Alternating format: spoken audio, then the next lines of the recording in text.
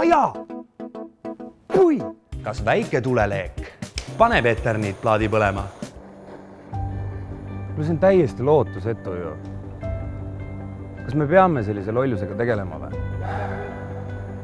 Okei. Väike tuleleek ei ole võimeline eterniiti süütama. Ussu, poiss! Aga kas keskmine tuleleek sütitab eterniitplaadi? Nagu Rammsteini kontserdil oleks.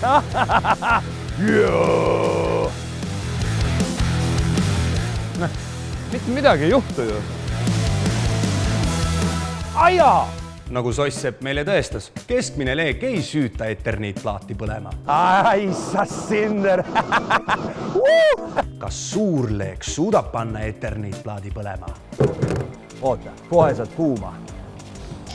Oot, see läheb veits ohtlikuks. Ma panen kaitseprillid ette.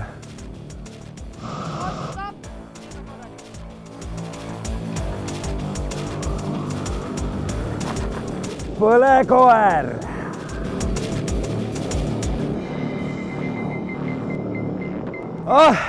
See oli päris lõbus, aga eesmärki see ikkagi ei täitnud. Ka suur leek ei suuda eterniitplaati põlema panna. Võib vist öelda, et tegemist on tuima tükiga. Pesta, kindlad katused, fantastilised fassaadid.